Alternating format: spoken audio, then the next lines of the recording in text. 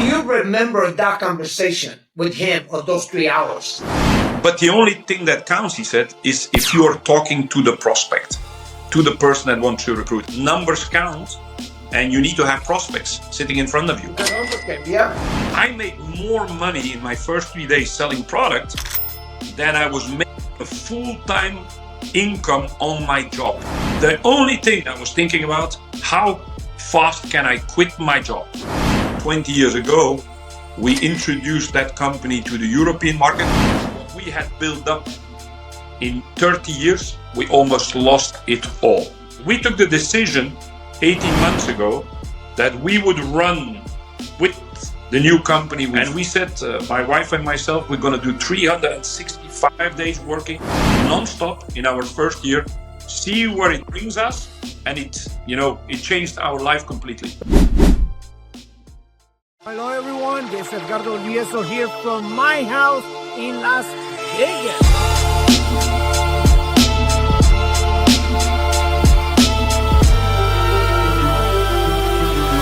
Welcome to one more show of Edgardo Valdivieso. And today, we have a great person, and he has an amazing story that you do not want to miss.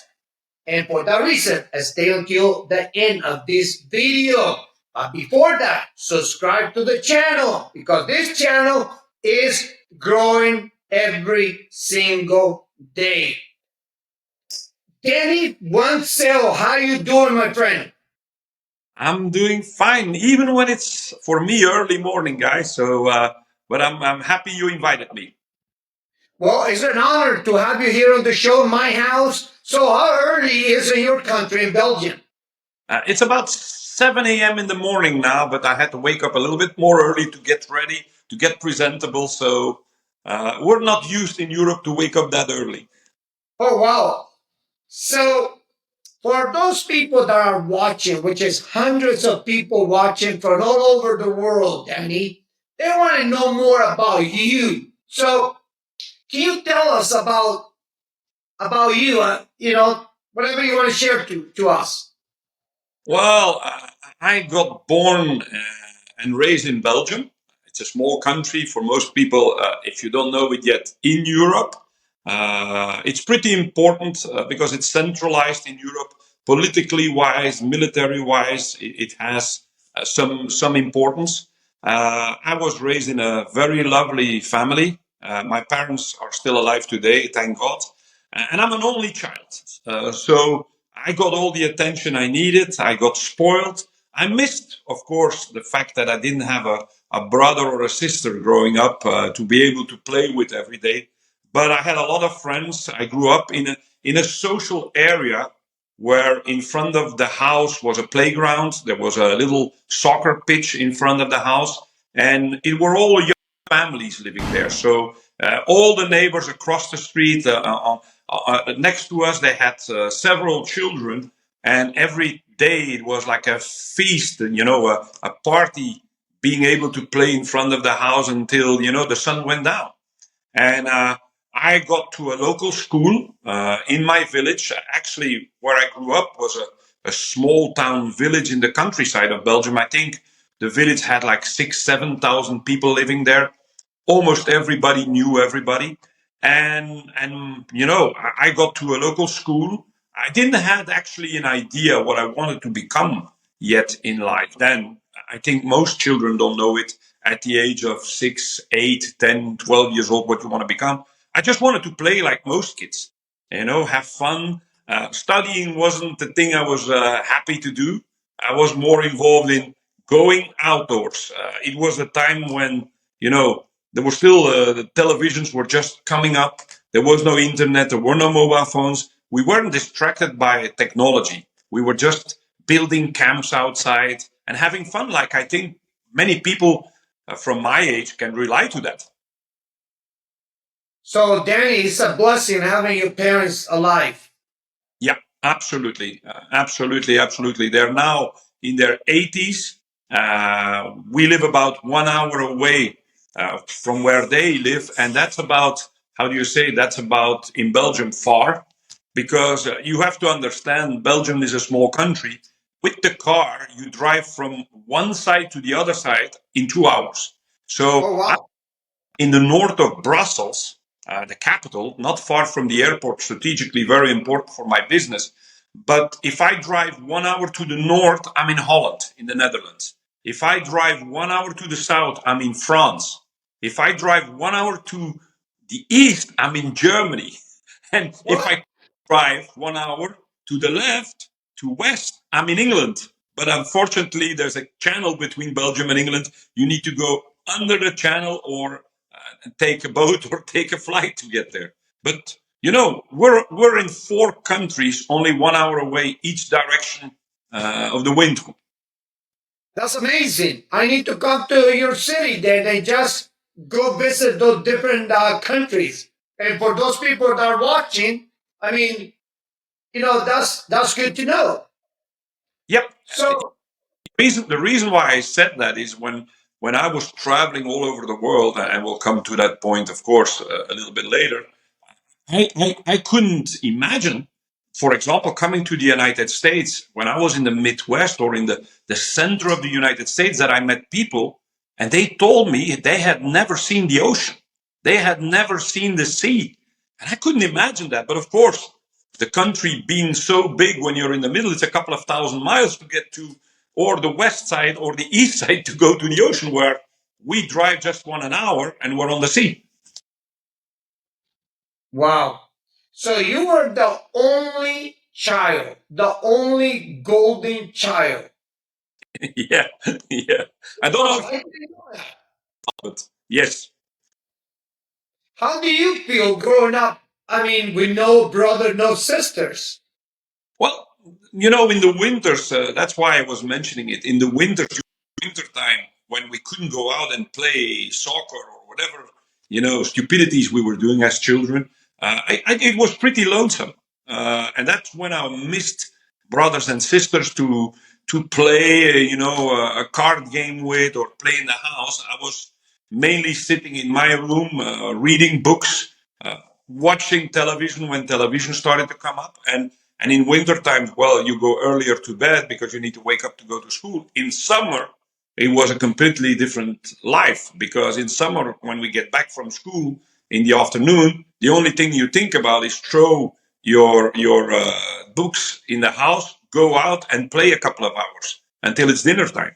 So it was like two different worlds between summer and winter. But we had lovely neighbors. There were 4 children next door at my neighbors, and sometimes they jumped over to come and play with me a couple of hours before they had to go to bed. I made a lot of friends, and maybe one of the good things about being an only child is that I became very social afterwards. I like to connect with people. I like to make friends. I like to talk with people. And maybe that comes out of my upbringing. Because I was alone, I had to speak to people. Wow, what a difference. I have 9 sisters, 5 brothers altogether, 14 altogether. Okay? Wow. And the other day, talking to one of the biggest leaders in Mexico, she was telling me there are 26 altogether. 26. I was like, wow. I never heard that before. We have a big family, but 26 sisters and brothers as a huge family. So, Danny, growing up, what was your dreams? Going to school? I mean, do you love going to school? What was your dreams growing up? I couldn't say I loved going to school. I see that back in my small son now. I liked going to school because there were friends there. I met other children. I didn't like going to school to study. I just wanted to go because I was meeting my friends at school and we would have a good time. But my dream was actually, I was an athlete when I was younger. From the age of 6, 7, I started to get involved in athletics, and I was pretty good in it. I won a couple of titles in Belgium, running in the youth categories. But because all my friends, and we had a soccer, we call it football in Europe, a soccer pitch in front of the house, where every day playing soccer, I was pretty good in that too. And my dream was to play soccer. So at the age of 13, I asked my father if I could really switch sports from athletics to soccer. He wasn't happy about that because I was becoming a champion of Belgium in the youth categories, and he saw some good things happening there to me. But I just wanted to have fun with my friends playing soccer. So I switched. And my dream actually from the age of 13, 14 was to become a professional soccer player. That was the big dream. So my choice of school from the age of 15 to 18 also was based on that dream because I went to a they call it sports facility school in Bruges, which was about 1 hour away from house. I had to go live separately on a bachelor studio during the week. I only went back during the weekend because I was chasing the big dream of getting better in soccer, training with a top professional team, 4 times a week, and becoming a professional. That was the big dream. Wow. So you were 13, 14 at that time. Yeah. And what was the highest level that you got to the on the soccer professional? Well, when I was playing in the youth categories from the age of 15 to 18, I trained with one of the top teams in Belgium, which is today Champions League level, the top in the world. But I was actually a member of a local club, my village club. And in those days, they call it in Europe, it's very famous. It's called the Bosman arrest. It's one guy that changed the complete industry by attacking football club because when we were 12 years old, we were signing a membership card as a young kid, and you were connected to that club. You couldn't change if they didn't allow you, or people needed to pay a transfer amount, a big amount of money. So when I was 18, I actually signed semi-professional, let's call it professional contract with a bigger team that was playing in the, like in America in the MLS, the top league. But I was never released by my club. My club asked too many money to that team to get me over there. Uh, I got along with them very rapidly. So for me, it was not about money then. It was just having the opportunity to go and play at the highest level.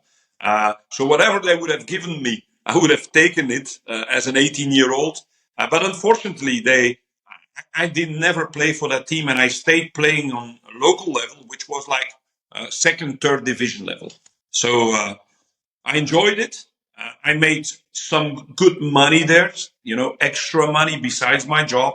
And that's why probably also until a certain moment in time, I wasn't looking to do something on the side or an extra job because the football made that for me, the soccer. Belgium is big in soccer. Big. I mean, they have real good soccer players. So the World Cup is here in the U.S. next year. Yeah. So is Belgium qualify? They're coming to the U.S. I think Belgium will be qualified. The qualifications are going on, but the last World Cups, Belgium was always performing amongst the, let's say, the best 5 to 8 teams. Sometimes they were semi-finalists. Of course, you have bigger countries like Brazil, like Italy, like Spain, Germany. We're just a small country with 11 million people. But like you said, we have some top players that Very good are players. playing around. We have some in the MLS in America playing. We have some in the Premier League in England. Some famous names came out of Belgium the last couple of years. So I mean, do you think they're going to win the World Cup here in the U.S. 2026? I don't think so. We had a good generation, the previous one. Unfortunately, they didn't win the title.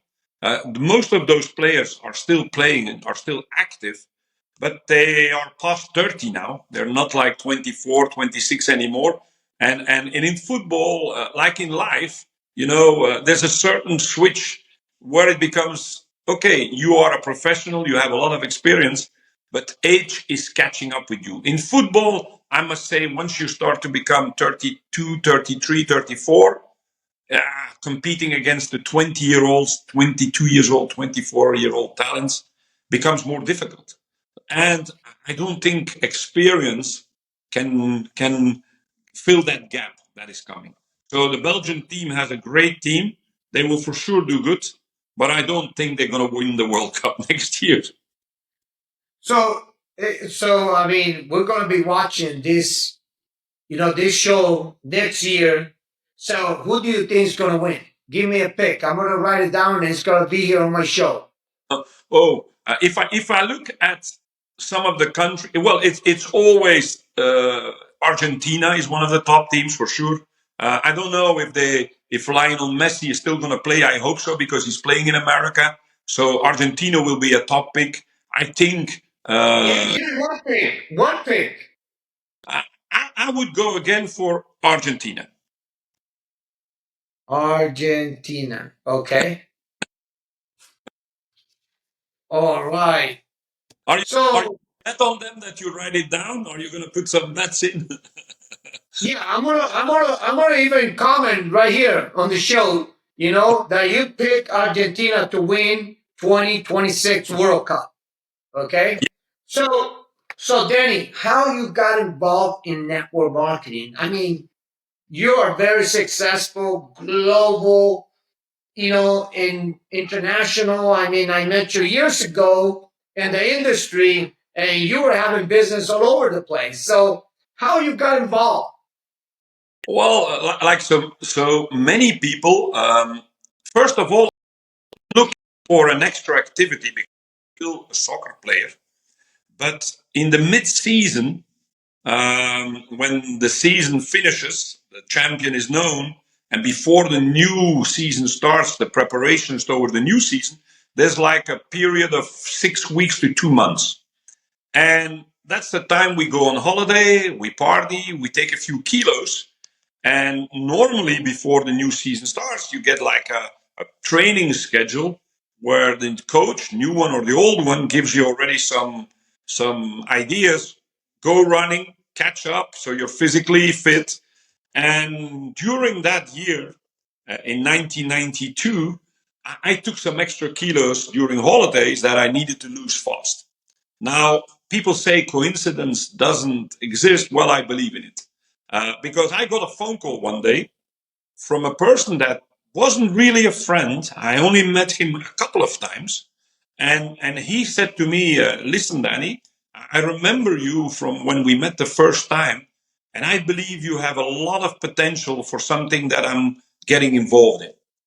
And that was the first time actually somebody said to me, I think you have a lot of potential.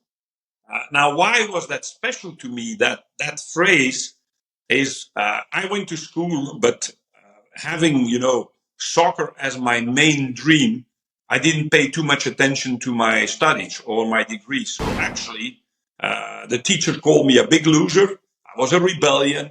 I wasn't doing anything, just the necessary to get enough points, which sometimes I got, sometimes not. But when I was 20, I quit actually school. Well, I had to quit school because I didn't have a degree, and my father became fed up sponsoring my nightlife. I was living, in Bruges. Then I went to Ghent, another big city. I was a DJ as well. I love music, and Oh of course, wow. being a DJ in nightclubs isn't the best combination if you're willing to become a professional soccer player because you're out all night, you don't get enough sleep, you go to school, and then you need to practice and you're tired. So one day, my father said, you're not really doing what you should do. And it cost a lot of money for us. They come from a labor family. They weren't independent business people. My father had a job. My mother had a job. They really had to fight hard and struggle every month to get things paid. And the money my school was costing, well, if I wasn't really committed to, my father said, we're going to stop it. So you better look for a job now. And because of that, I got a bad pay job. I was working at the Belgian Postal Services as a mailman in Brussels. And then that call came in. And, coincidence was that the guy who called me, who is still a friend today after 34 years now, because it's 34 years ago, he talked to me about a weight loss program. And I said, bing, that light up my spirit, because that was just where my attention was going to. I wasn't overweight. I'm 1 meter 90. I was like at that time 88, 90 kilos. But because I had to lose a few kilos fast for the new season, he caught my attention with the product, and because he said he saw potential in me. And that's how I actually got involved in network marketing. Now, the other thing, very, very important, I think, for people to understand is that when I got involved in network marketing, I was a young married kid having a paid job. I was making around $550 a month. So back then, it wasn't a lot of money. Believe me, it's not. It's more money now, but it wasn't a lot of money even then. We were struggling every month to pay the bills. But because of the football, I got some extra money coming in. So I wasn't looking for the opportunity immediately. And the other aspect was I was living by that time in a small village with only 900 people. So sometimes you hear people saying, "Oh my God, you're so lucky. You live in America, or you live in New York, or in Los Angeles, millions of people, or in Mexico City, millions of people. That's how you made it." No, I started in a village with 900 people where everybody knew everybody. And I had zero experience, zero contacts actually in other countries. I didn't have actually many contacts outside my village. So when I saw the opportunity and I started to work, I had to learn really everything from zero. I had never done something commercial. I never made a commercial call, as you know, and that's important for young people to understand today. Internet wasn't there. We didn't have smartphones. We didn't even have mobile phones. There were phone booths on the street where you could run to and call somebody, and you had a phone in your home when you were somebody that could afford it, because that was the other aspect. Not even every family had a phone in their home. Can you imagine? So change, big things have changed today around the world, and it became more easy to build today than it was back then, I believe. Yeah, in those days, no Instagram, no Facebook, no TikTok, no social media at all. No, I know what you're talking about. I mean, in a small, I mean, you're talking about 900 people total. yeah, yeah. Oh, wow. I mean, and how good you did at that first company. Well, having a great mentor, and I can say the name of the first company because everybody knows it. It was Herbalife, very famous company coming out of Inglewood, LA, in California, with the founder at the time, Mark Hughes, who unfortunately passed away years ago. But he was a very charismatic founder, owner of a company. But there was another guy in the company. Well, there were two other guys in the company back then that really I connected with. The other one was, I don't know what his position was, but I still follow him today. I still send him a happy birthday. It was Larry Thompson. He's a legend in the industry, Larry Thompson. And I liked the way he was training. He had millionaires trainings, setting your mind to become a millionaire. But the other guy that really changed my life was Jim Rohn. Jim Rohn was the mentor. When I sat the first time in a training with Jim Rohn, it was like he was the lighthouse and I ran to it, to find it.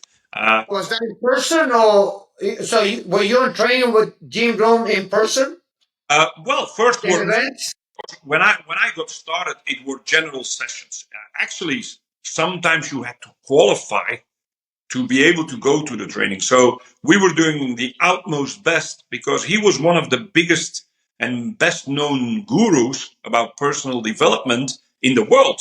He was the trainer of Anthony Robbins, for example. Anthony Robbins learned everything from Jim Rohn. But later on, when I started to qualify for the higher levels, I got many personal coaching sessions with Jim Rohn. Actually, one day I missed a flight in Italy, in Rome, in the airport, and we were flying back from a big event. And I was really angry missing my flight. And it ended up to be the best thing ever for me back then because At the airport, I ran into Jim Rohn, who missed his flight to the United States. There was troubles in the airport, and because I had the Herbalife button on my jacket, lose weight now, ask me how, and he recognized me from a distance. He said, "Hey, Danny, what's up?" I said, "I missed my flight." He said, "Well, me too. Let's grab lunch together." So missing my flight became the best thing ever because I spent lunch 3 hours with Jim Rohn on the airport before we could take the next.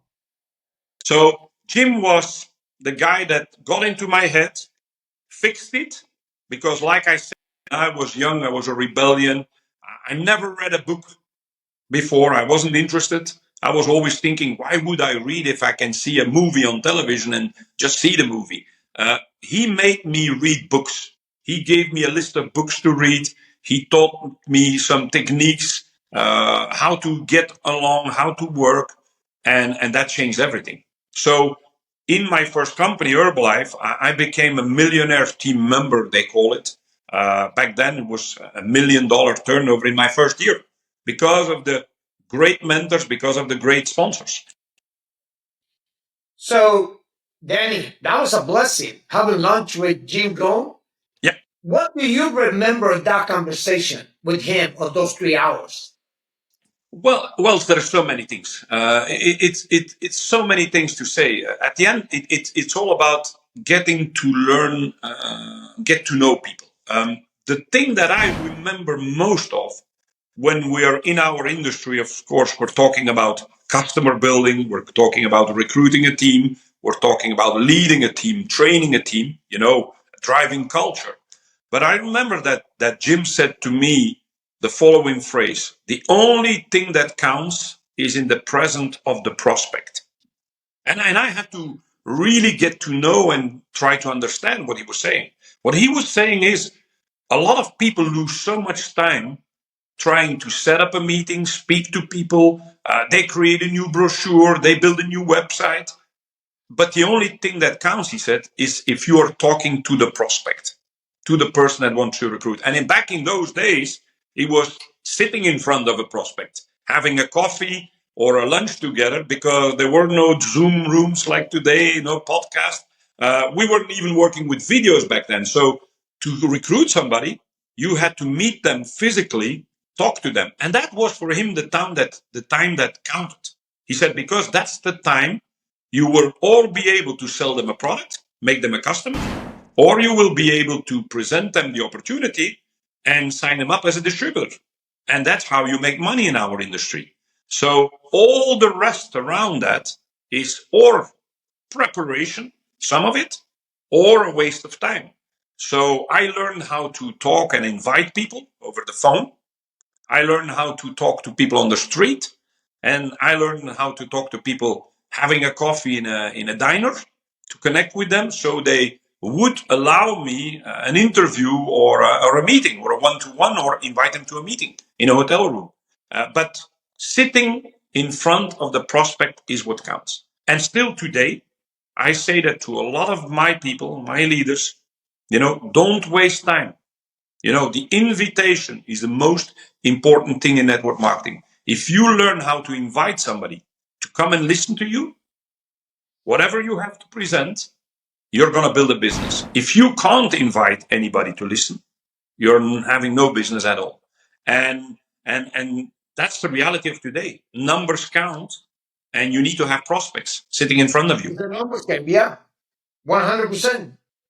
So, you say you started in 1992, right? Yep. That's the time that I started in network marketing. When you said 1992, wow.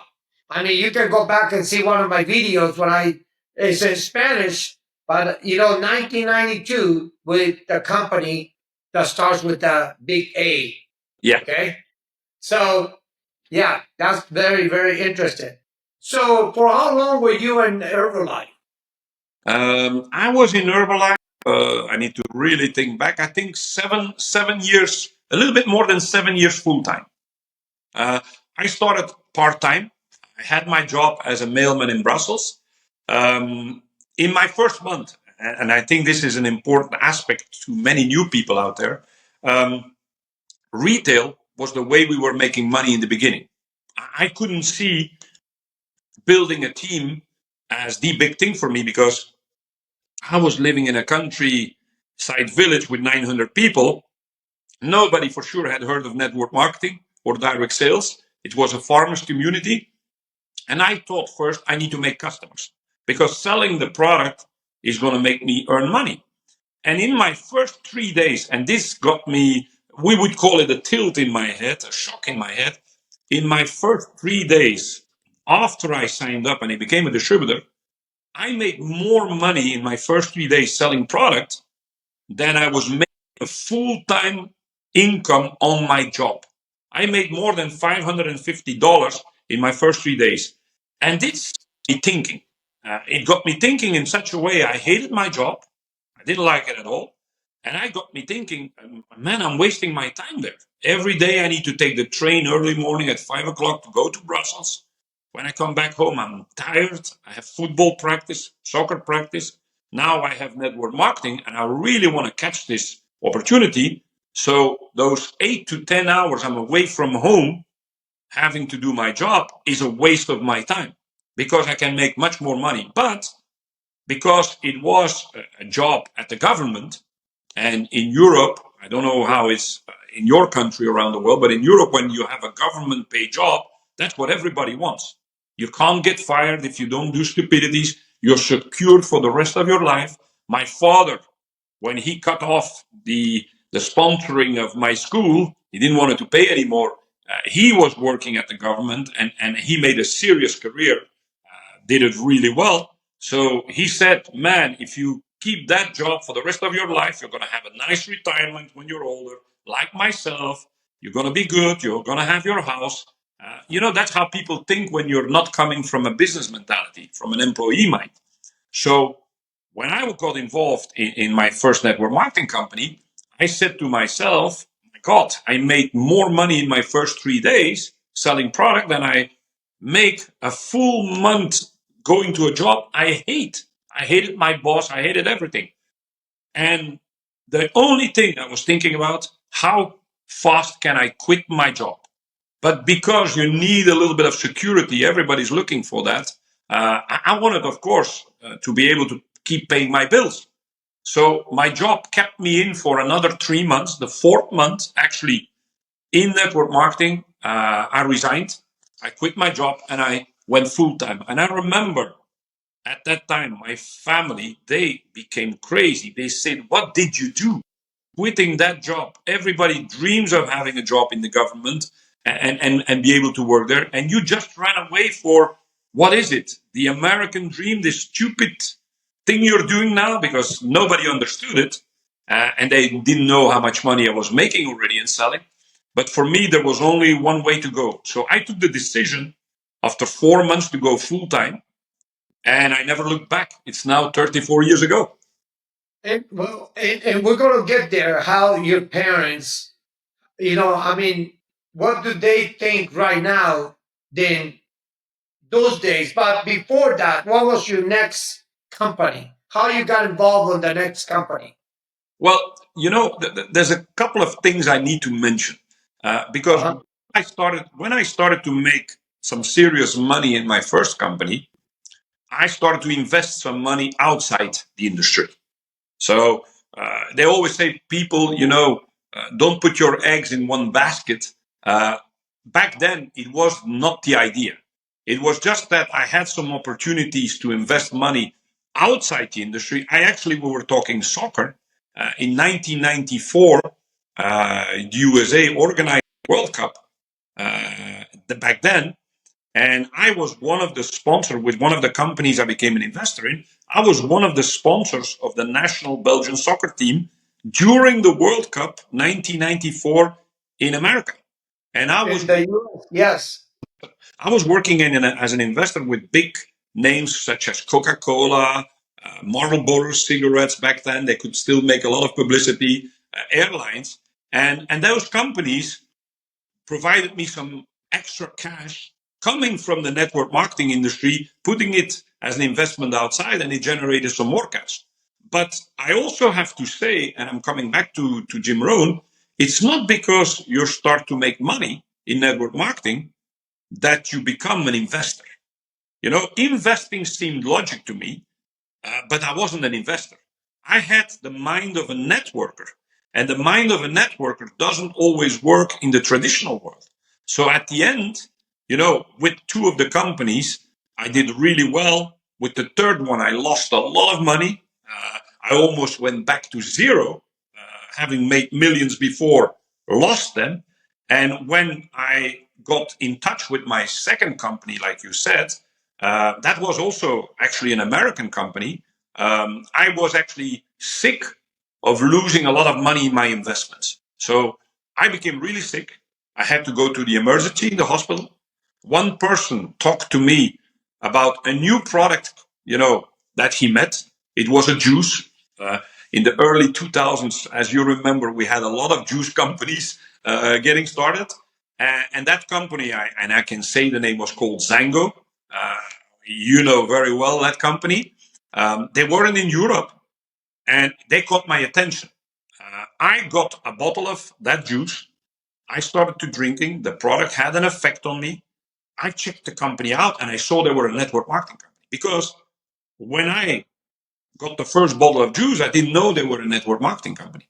So when I found out that they were, I made a call with one of the owners of that company. It was at 3, 4 in the morning. We spent like 2 hours on the phone. And I asked him if they were interested to coming to Europe. And he told me, well, of course, long term, we're going to be there. We're not ready yet. We're just, delivering some products to the United Kingdom. That's as far as we go.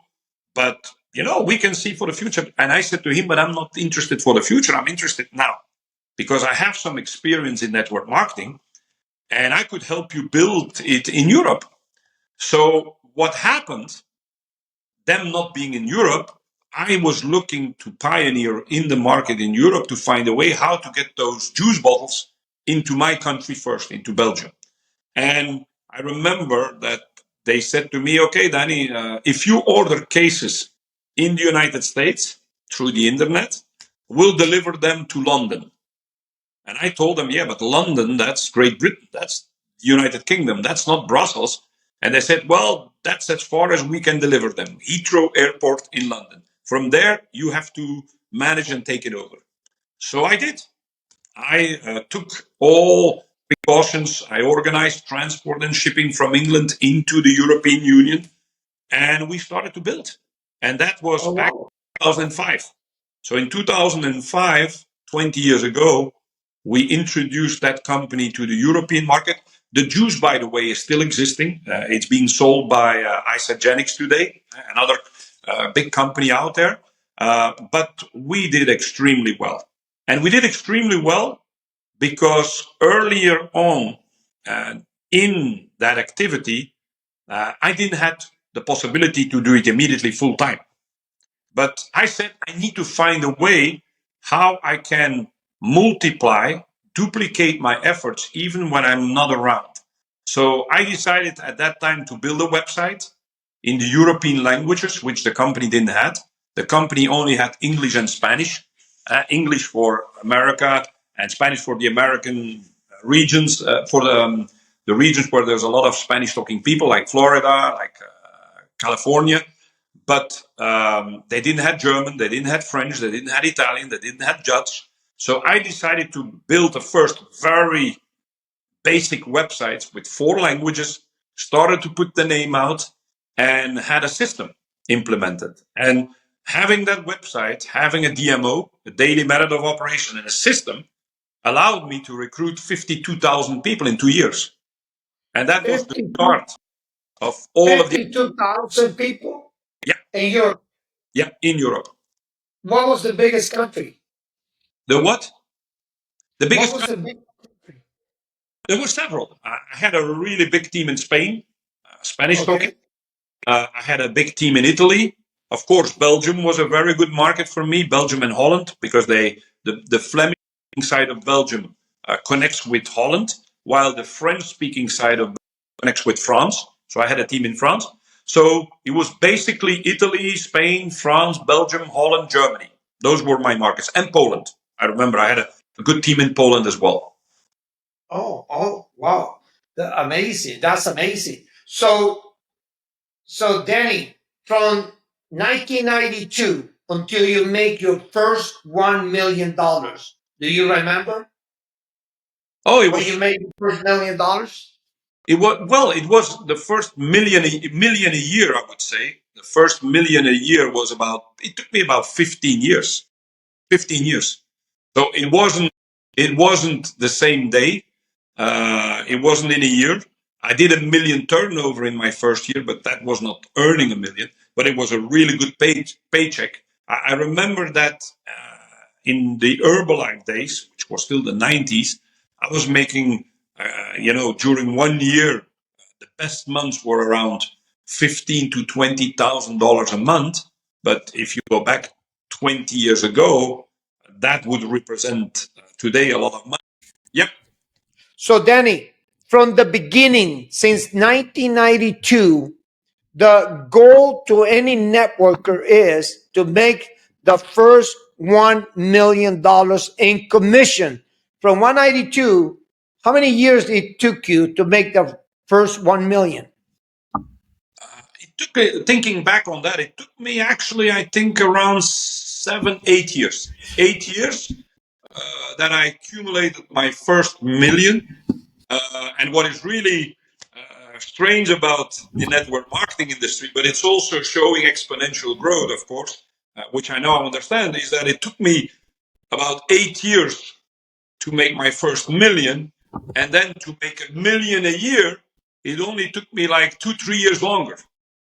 So it sometimes you question, how is that possible that it took me 8 years, or for some people maybe a lot longer, and then suddenly, duplication kicks in, the momentum kicks in, and then you're a million a year much faster than it took you, the first 10 years to get to a million accumulated. So, so you're saying it took about 8 years to make the first $1 million, and then it Yeah, took you about 2 years to make $1 million a year. yeah, I mean, see, that's the beauty of network marketing. So you build the business, at the beginning you make less, and then you're pretty much sleeping and making $1 million a year. Did I say it yeah, right? yeah. It's the difference, of course, between what we call a linear income, do a job and get paid, compared to a residual income, building something, building up royalties that last forever. And that's also years I became so excited about the network marketing direct sales opportunity is when you start to understand residual income. I don't say passive income anymore. We used to use the word passive income because it's true that sometimes when you sleep, you make money. Your teams abroad in the United States or in Asia are working, we're sleeping, and still they accumulate commissions. But when it comes to the legal aspect, some of the authorities don't like the fact passive income. So I talk about residual income, ongoing income, and that's the dream of everyone, I think. Oh, Everybody dreams, if they are really honest, that they could make money doing nothing. I mean, Now, residual income. I mean, who makes residual income? wow, superstars, singers, actors, book writers. I remember the story of, one guy that made one hit song in the 70s, but that hit song still is played today at, television shows. It's still used, for wedding parties, and he gets royalties. Since the 70s, he only made one big song, and 40, 50 years later, he's still earning 20, 30, $40,000 a month because of that one big effort, that one big song. And the network marketing industry can do the same to you. You work 3, 4, 5, some people 10 years, really hard to build it.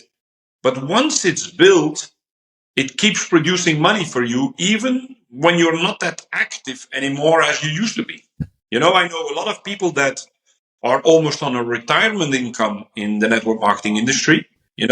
Some people that are really active in the field don't even know they exist in their uplines, but they have done the job 20, 30 years ago as pioneers, bringing their company to certain markets, and still they pick up the benefits. They still pick up the fruits of that labor 20, 30 years ago. That's the beauty on our industry. Wow. So how long were you in Sango? 8 years. 8 years. Full, Okay. yeah, And time. and how big was your team? I would need to think. I think at the biggest it went to 60, 70, 80,000 people. And how many personals? How many people you personal enroll? Well, in my first company, I sponsored the most people because that's what we were taught in the 90s. You have to recruit 10 people a month. They talked about 10 people a month. If you say that today to somebody, they say, "What? 10 people a month? I'm lucky if I sign up one or two a month." But in Zango, because I had a system working, I recruited a lot of people. I would say that I had at least 100 first lines. 100? Yeah, in those 8 years. Okay. So, I mean, you don't need to sponsor 100 to become successful. No. Sometimes you can even sponsor 200 and don't become successful because you said something very key: training, your system. Yeah. The better your system is, the better growth you're going to have with your members. Would you agree with that? I agree. I agree completely because you need a system, because what I understand today, even more than back then, but I understood it already in the 90s, is that people don't duplicate so easy as systems. Systems are plug and play, and I see that today because it's also about the mentality of the people. When people are new to the industry, and I think about myself, you're unsecure, you're out your comfort zone. I wasn't the speaker and the trainer I am today. I had no experience. I was afraid of going in front of the people in my first meetings. But when you have a system today, that replaces a lot of the fears that people have in the beginning. It also replaces some of the efforts. A system, it's working for you 24 hours a day, 7 days a week, 365 a year. And the thing is that it helps people to do the job they are not capable to do in the beginning while they're still learning.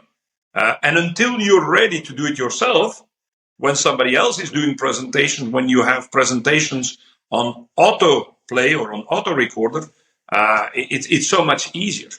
So systems today, a daily method of operation combined, linked with a system, is what everybody needs. And hopefully also your company provides it, because as less as you have to take care of it, you can concentrate on the most important thing, is inviting people to see that system working. 100%. So let's go back when you were making, $1 million a year. Mhm. What did your parents tell you those days? Do you remember? I mean, because they were upset when you got involved in network marketing, right? That happens a lot. So how did they? I mean, what did they say? Well, there's a funny story I have to tell very shortly, but it goes back before I even made 1 million a year. We had a gala dinner in the mid 90s. That was all after a couple of years in the business, and I was making pretty good money, like let's say like $20,000 a month. And we Okay. had a dinner where we did some recognition at the end of the year to honor all our team members who qualified. And at the evening, we were sitting around, beautiful tables, and I had invited my parents to come over. I paid for the dinner, and I just wanted to have a good time with them because, they did so much for me during all my life. What I didn't expect it was that I had to go on stage, not just to train people and to talk to people, but one moment my sponsor also asked the biggest leaders to talk about their income. And I remember that I had an interview on stage where there was 800 people, sitting around the dish, to eat before they got served. And my sponsor asked me how much I made that month.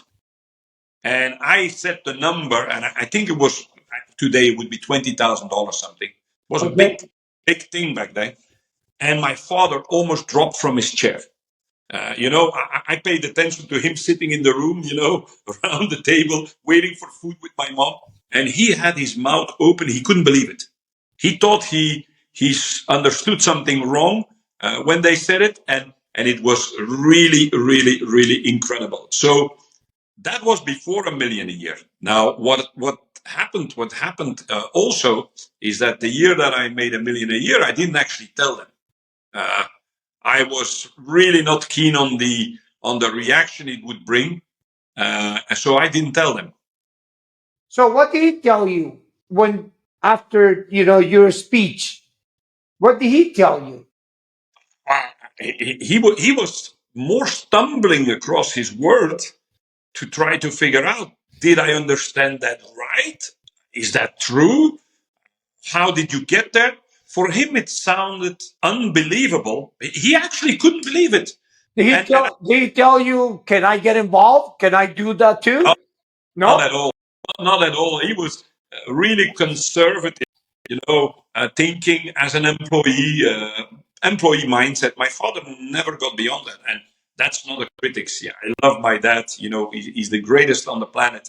But he never got across that line from an employee mentality to, an entrepreneurial mentality. The only thing for him, it sounded so untrue, unbelievable. He couldn't believe it, even coming from his son saying it. And the thing was also, that was my reaction in my first ever network marketing meeting when they lined up testimonials and they asked them how much money they made back then. I thought, fine. They were actors paid to say something to catch the people. I couldn't believe people were making that kind of money doing what we're doing. When you don't know the industry, when you don't understand, how network marketing really functions, how can you believe when you're making $550 a month? Can you believe that somebody's making 50,000? So that's the aspect that takes time for the outsiders. Now, today, of course, Edgardo, times have changed. With the internet, with, like you said, social media, some people make money online just doing videos on TikTok. TikTok and all that stuff. They Yeah. make much money, influencers, that people start to see there is a different way of making money than just go to work for a company and get a salary. 100% correct. So what was next after Tango? Well, after Zango, people I really connected with and I used to work with during almost, the last 3 years in Zango, they were going to create their own company, their own network marketing company. They asked me to become the master distributor for that company. I helped them to write a compensation plan. We studied the products, the margins, and we even did an investment tour, for funding of the company, for extra funding. So I helped them not to establish the company legally, but I helped them to build the company as the master distributor in the field. And I did that for the last 10 years. 10 years. Yeah, Oh 10 years. wow. Oh wow. And so you're not there no more.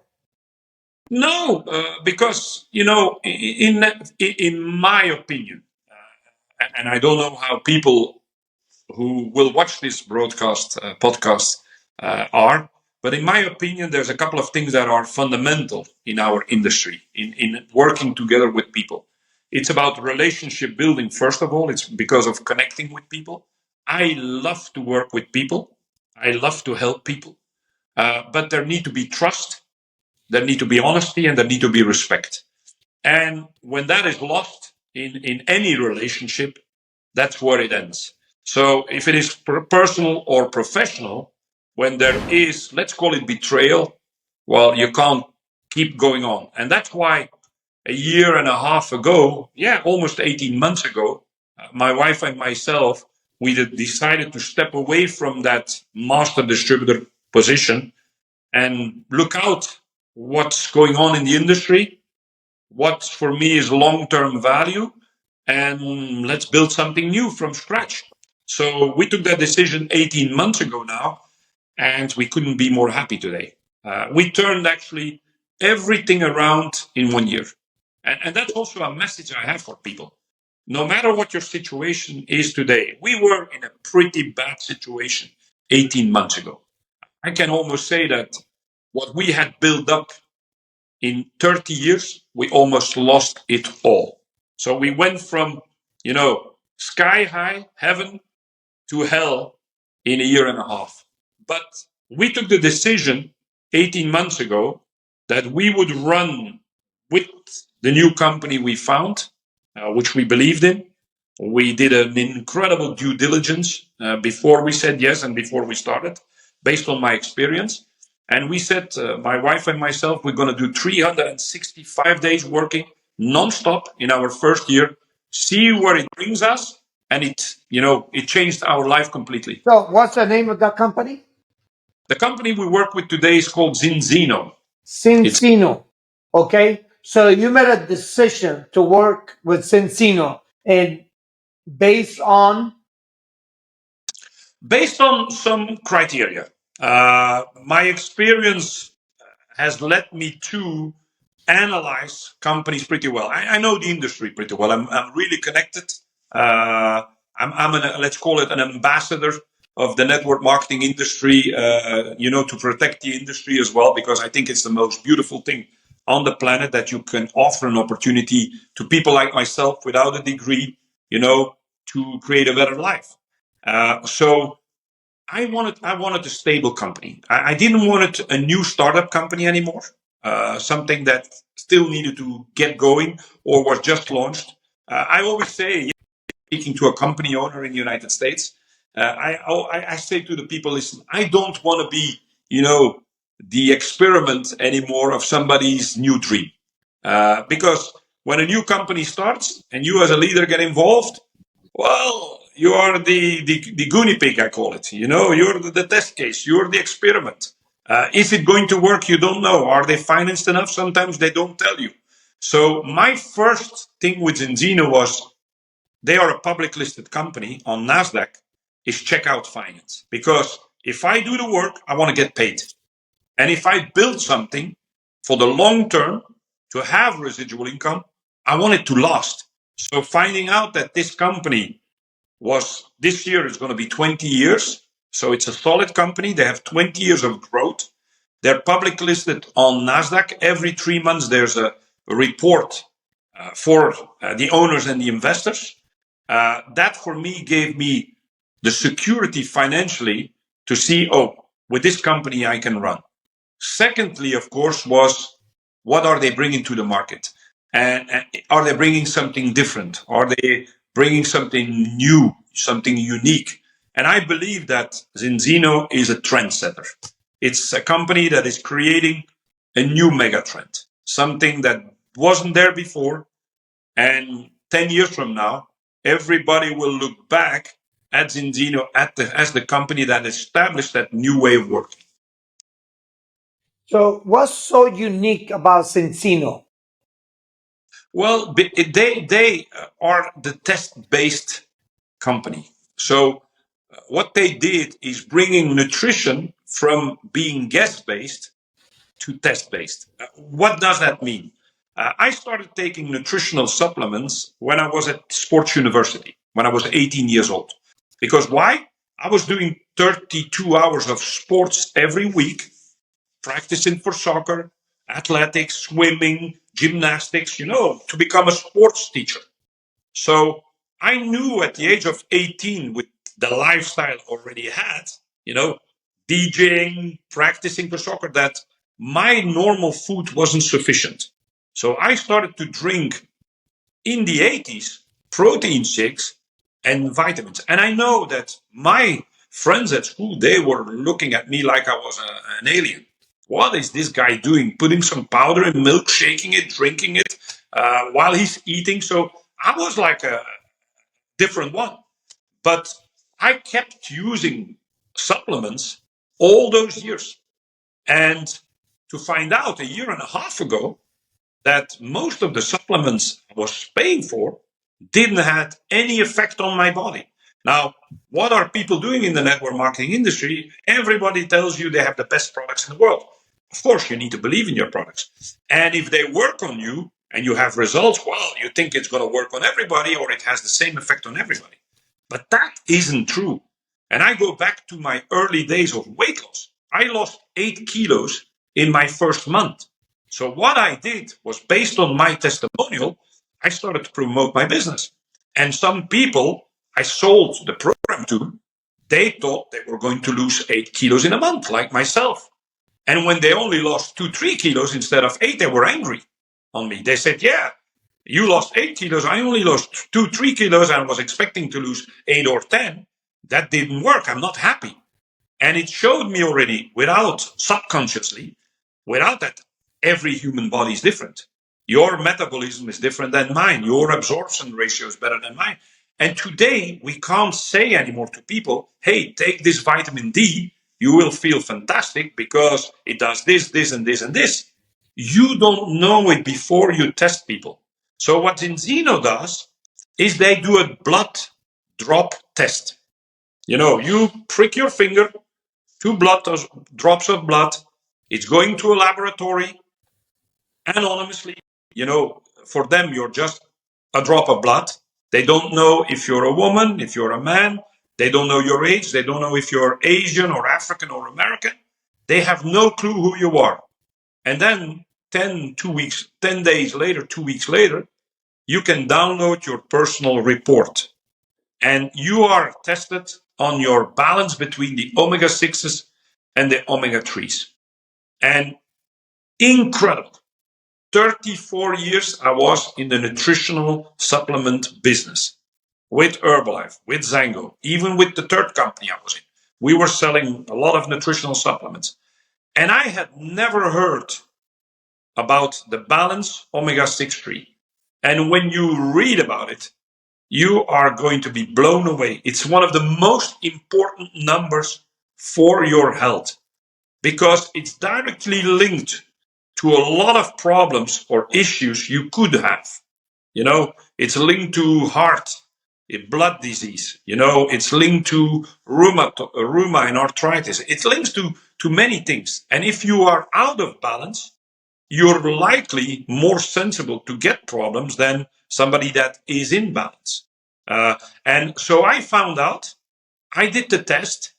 I was spending about $100 to $150 a month on supplements during that time from the company I was working with, but I was also buying some supplements from, let's call it colleague network marketing companies because we didn't have those products. And my results were dramatic. So only 2 reasons were possible. Or the products I was buying were not worth the money. I was wasting money. Or my body wasn't ready to absorb the nutrition they provided. But the product I was using didn't solve that problem because otherwise I wouldn't have had the absorption problem. So what Enzino does is they give you the report, they give you recommendations, and they give you a product.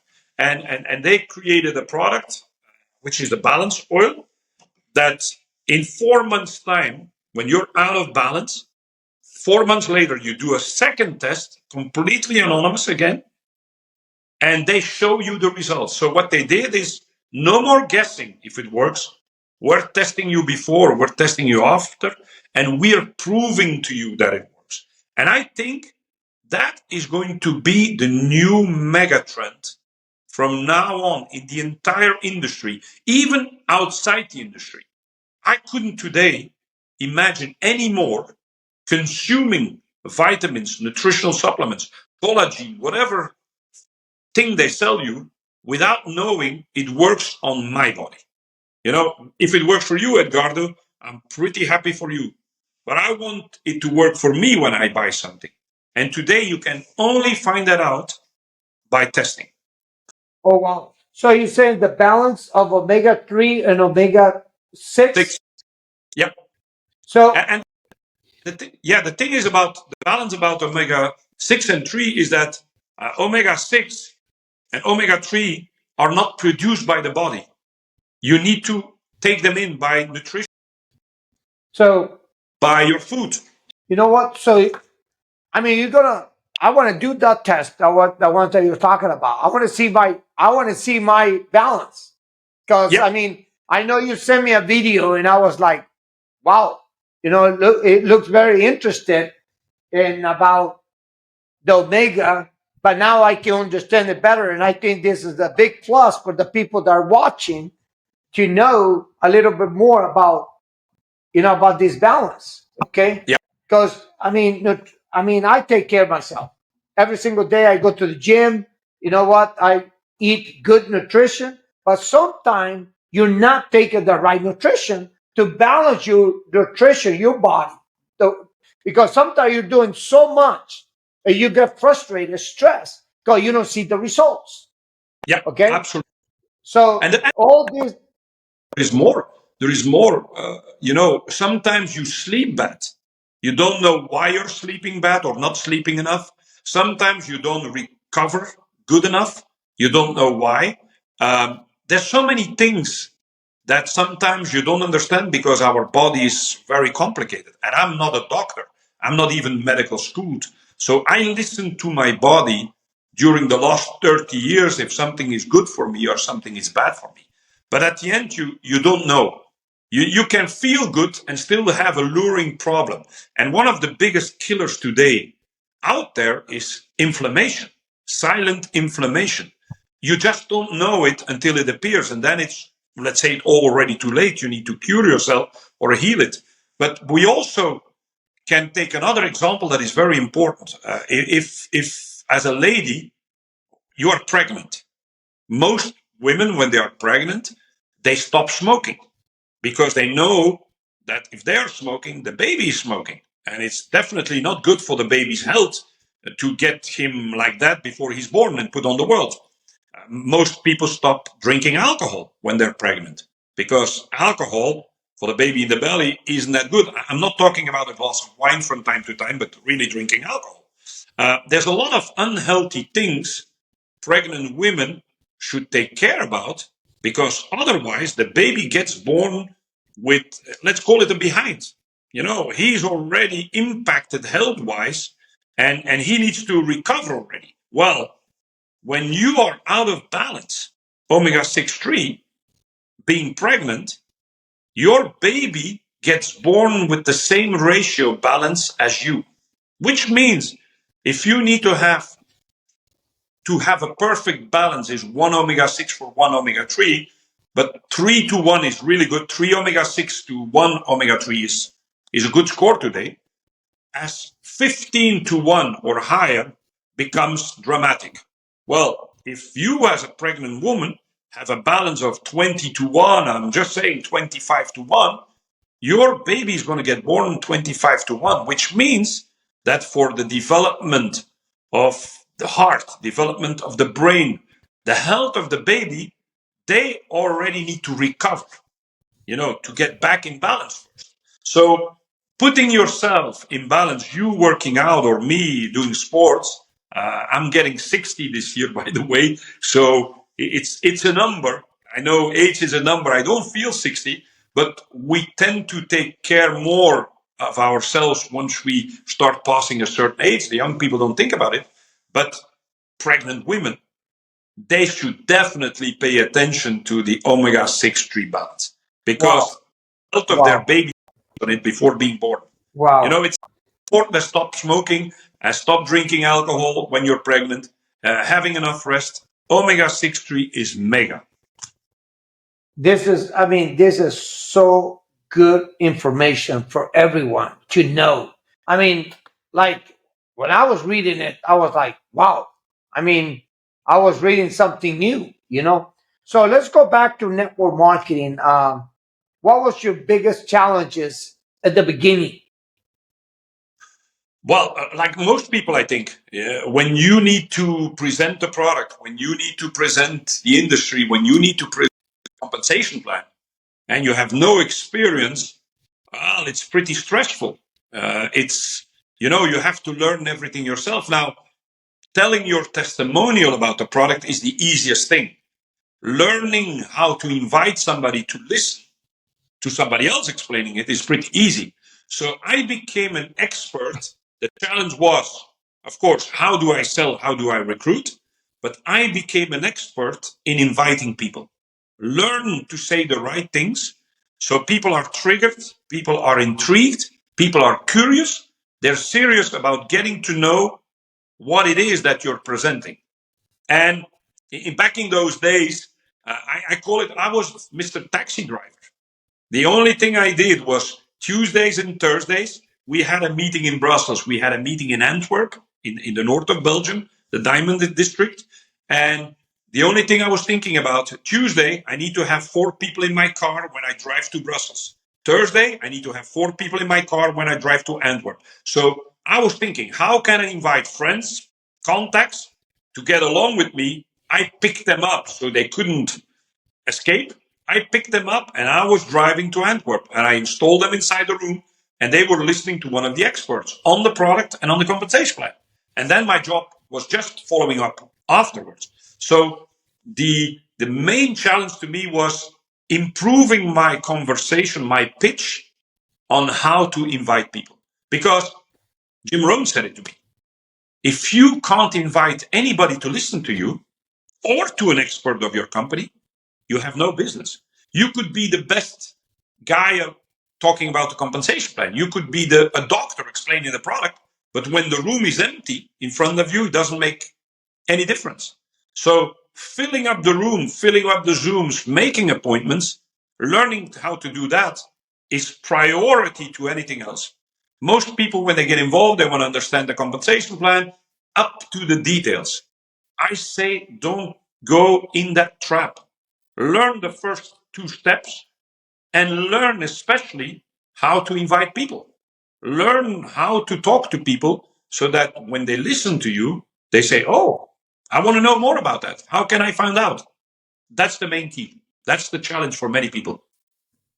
So, Danny, you're married, right? And your wife is from Venezuela. How do you guys meet?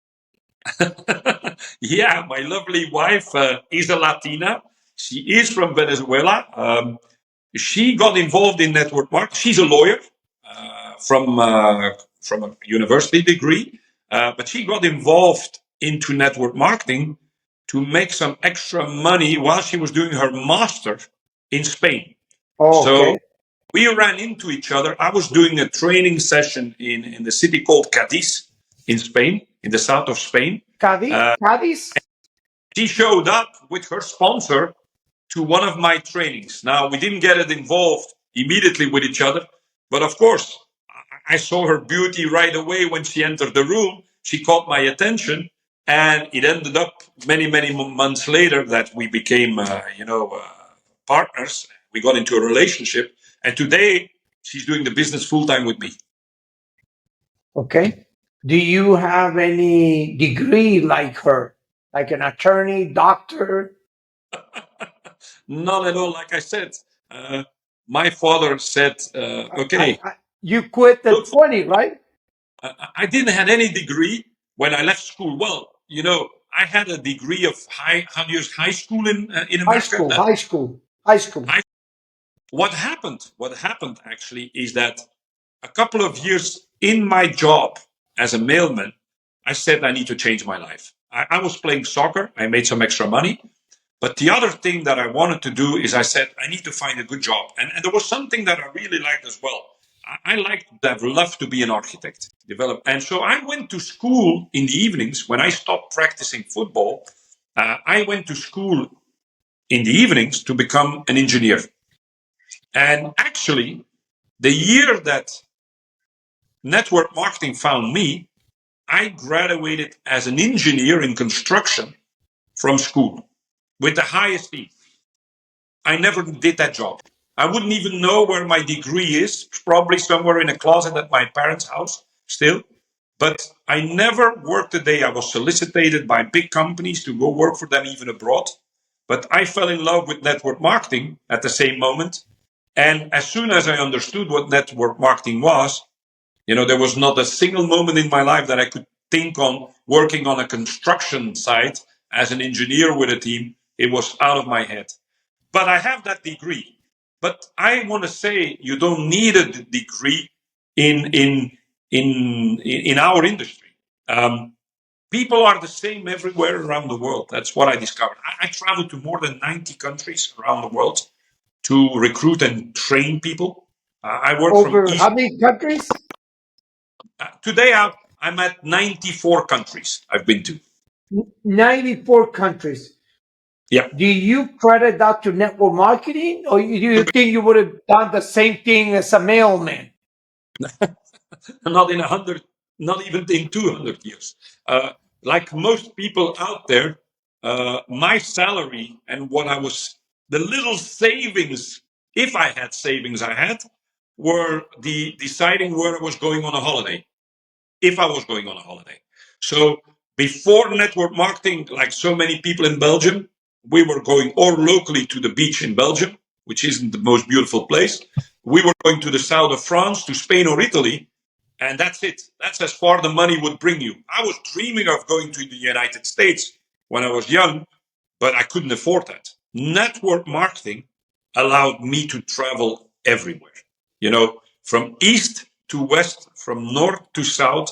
And the beauty of this is that you discover new cultures, new people, new food, new everything. And I discovered also that not only people are beautiful, people are the same all around the world if they have a choice. And they do have a choice, they just don't know it. We get born, and if I would ask everybody on the video today, if you would have the choice between being beautiful or ugly, what would you choose? You would choose being beautiful. Beautiful, Now, 100%. genetically, you don't decide if you're going to be beautiful because that depends on, where you come from, your parents. Now, of course, with the techniques of today, there's a lot of changes we can do to become more beautiful. It's a choice if you want to go that path. But if I would ask you, if you want to be intelligent or you want to be stupid, you want to be intelligent, of course. Now, that's a choice because everything you need to learn to educate yourself is out there. So you can educate and train your brain is just a choice. If you want to be healthy or sick today, yes, you can have some bad luck genetically wise, but it's also a choice to be healthy. Taking care of your body, taking care of your health is a choice. So don't blame it on others. Being fit, physically fit or not in shape, is a choice. You said yourself that you're working out Every every single. day. It's to E- stay in shape. And Every I day. recommend to people, to But take care of your shape, to take care of your food, but being successful, making money is a choice. it is a You know, choice you get too. born the way you get born. I got born in an employee mentality family. And that's not criticizing my parents at all, because that's what they got taught and that what they learned from their parents, from my grandparents. But there's more out there. You can educate yourself. You can find out anything you need to become successful in life, to become successful in business and make more money. And network marketing is one of the greatest ways to achieve that. Because, as you know, we don't ask you for a degree. We don't ask you how old you are. We don't ask anything. Everybody's equal. You just sign up and we will teach you the business. And you just need to reach out to people, work with integrity, work with honesty, respect them, and try to lift them to a new level. I agree with you 100%. So, Danny, how can people connect with you on social media?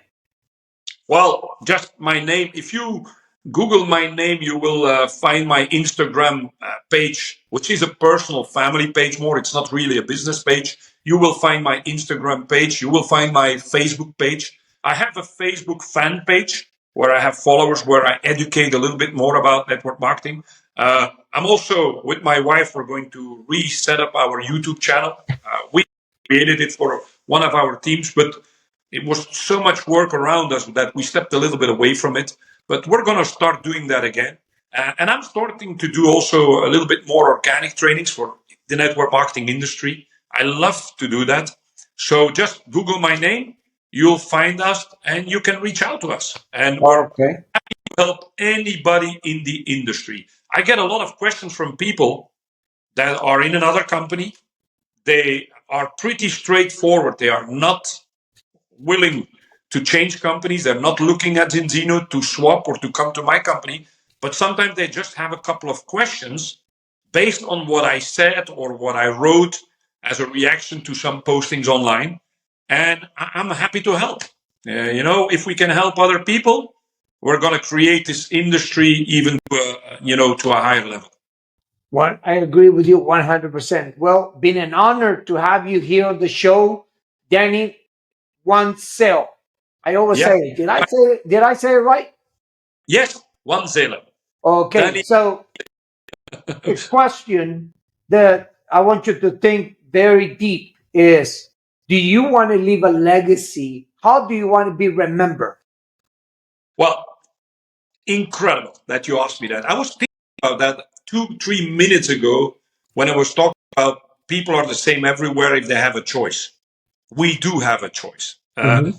My legacy, first of all, I want to be recognized as the best dad ever, the best papa ever. I have two older children. My son Dante is 24, my daughter Isabel is 21. They have known the network marketing industry since they were 2, 3, 4 years old because they traveled with me the world while I was doing meetings. I Okay. raised my with me. They lived full time with me, not with the mother. So everybody in my team knew my kids, and I love my kids. And now, since 3 years, we have a small baby with Barbara, my wife. So it's like starting all over again. Your He boy has is what? How old is your boy? Our boy Maddox is now 3 years old, and he has been to 10 countries already How many? because where we travel. He's been to Mexico, he's been to Italy, he's been everywhere where we're doing meetings. We take him with us. He sees the environment, he smells really the positive energy. He's a joyful kid. And my legacy is to build something for my kids. That's why my choice of company was a long term one. I Is wanted to join a company that is going to be around for the next 20 years. And I did my homework, my due diligence to make sure that the one I choose, which is Enzino, is that one. So is your daughter and your son, your 21-year-old daughter and your son involved in the business? Not at all. Yeah. Not, you need to leave your kids discover the world themselves. So what happened during all those years my kids were traveling with me? They have seen all the luxury. They staying in the best hotels, 5-star resorts in the world. They had the best food. Whatever they needed, they got it. Um, when they have to go out, do their own studies, their own degrees, build their own life, they need to discover maybe first that having a normal job doesn't provide the life they got while they were living the network marketing lifestyle. And my daughter is learning now. She has a job that pays her school. She's learning to become a chef. She loves to cook, and I love her to do that because she likes good food. She likes to prepare it. My son is working in the restaurant business, not as an owner yet, but he's into fitness, really fitness and bodybuilding. He's really taking care about since a year and a half about his food. So he has everything it needs to get involved in the nutritional supplement industry because he's taking a lot as he wants to compete in bodybuilding. My daughter is taking some of the products because she had some health issues at a young age. But the business, it will probably take more time. And I don't force them. I think as a parent, we want our kids to be happy, to be healthy, to build the life they want to build, and we're going to support them whatever they are doing. My 3-year-old, wait and see. What do you Still, want him to do? I didn't hear that question. I said, what do you want him to do? Oh, I want him to be happy. I want him to be like he is today. He's an incredible, joyful kid. He dances, he sings, he loves to be around other children. He loves to eat, he loves to play soccer. So my wife was always saying, "Oh my God, he can kick a ball really well already for the year 3 years old." And then the papa start to dream of my boy become maybe a professional soccer player. I would love that, but I would love as much if he becomes a full-time networker like myself, because for the especially the women out there, young parents, there is no better industry to be involved in if you want to raise your kids and have as much quality time as possible with your kids. I was very fortunate that I was in the network marketing industry when I separated from my two oldest kids, their mom, because they were only 2 and 5 years old. And I would not have known how I would have done it as a single dad during all those years if I hadn't had the luxury of network marketing. I was most of the days when I was bringing in the morning my kids to kindergarten school, I was the only dad, because most of the other people that drop off the kids are the women taking care or the grandparents. And in the afternoon, when school was finished at 3 or 4 in the afternoon in Belgium, I was often the only dad picking them up. Because again, it were the mamas or the grandparents doing that. So everybody at school of my kids were wondering, what is this guy doing? Because he's taking care of his kids. He sometimes shows up in a jogging, sometimes he shows up in a suit with a tie. He drives a nice sports car. What the hell is this guy doing? That he has so much time when there was the school play, when there was the school party. By the way, next week my kid has the school play. He's going to perform for the first time. I'm going to sit in the front row because I don't need to go to a job or take holiday. I have the time. And there is not a single moment in my two oldest kids, their life, that I have missed, from graduation to the first time they go to a sports club. Papa was always there. And this is something you cannot buy with money. This is the happiness that you have as a parent together with your kids, is quality time.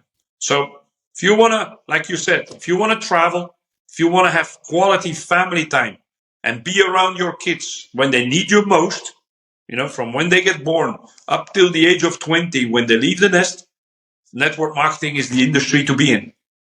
And you know what, Danny? I said money cannot buy time. Okay? So money cannot buy time. Some people have time and they have no money. But once you have money and time and spend it with your loved ones, your kids, I mean, that's the best thing to do. So It's a your legacy, you said, to be the best dad, and anything else? Of course, when you're in network marketing, you have targets, you have goals, you have dreams. You need to have them. It's a necessity. Set a good goal plan. We have targets, we have goals inside the Zeno company. One stage of the compensation plan is where you get stock. You become a shareholder inside Zinzino in the company. And this is not like most companies promising you with whatever tokens or, shares they give you that probably don't exist. Here, these are shares of a NASDAQ listed company. And to become a shareholder, for most people, would be a dream, because you're not only making money commission wise, you're also making money dividend when the company is doing well. And Zinzino has been paying 12-year non-stop dividend to the shareholders. Now, contrary to what I have seen in my career so far, inside Zinzino we have a leader council. And if you would look at today's top 100, top 150 leaders inside the company, because the company is still in full expansion. We're not that big yet, although we're in 45 countries. In size of distributor network, we're only like 40,000 people, distributors. But the leader council, the top 100, top 150 people are all shareholders. I'm a shareholder in the company. And I couldn't see myself working anymore inside the network marketing industry if I don't have ownership. When you have ownership inside the company, you're not only working for your commissions, the company's working, everybody in the company is working for you, because the more value gets created, the bigger your portfolio rises, and the more dividend you're going to get paid every year. So everybody's working with the same goal inside Enzino because we want to create the biggest company ever. Wow. Danny, it's been, I believe, over an hour. It's midnight here in Vegas. I don't know if you can see me, like, wow, it's midnight. Over there with you is what, 9 a.m. in the morning? I think so. A little bit past 9 o'clock, I think. Yes. So, I mean, it's been an honor to have you here on the show. We got to do this again. There's so much more to talk. I mean, one of the companies that have been in business for more than 20 years just went out of business. And, we'll go over detail, other stuff that goes on in the industry because there's so much goes on every single day. And we'll see how you're doing with Encino. You've been there for 18 months, so you have a pretty good group right now. How many personals you sponsor already? I have now 40 people, 40 40. direct. 40. And your group is, how big is your group right now? Oh, it's about, I think, 2.5 to 3,000 people. It's not that big yet, but we create Okay, so it's we'll have create another value. So next time we do this show, we're going to update those numbers. So, it's going to be here. Okay. Yeah. So thank you very much, my friend. Thank you to your wife, Barbara. She's always great there on the group. And you know what? Subscribe, comment on this channel because this channel is growing every single day. My friend, thank you, thank you, thank you for everything, for sharing your personal life, your business success, and we'll do this again. Okay, my friend? Thank you, Edgardo. Thank your lovely wife for all the help she did. And we're going to promote this channel. Yes, my friend. Thank you, thank you, thank you. Bye bye. Bye bye.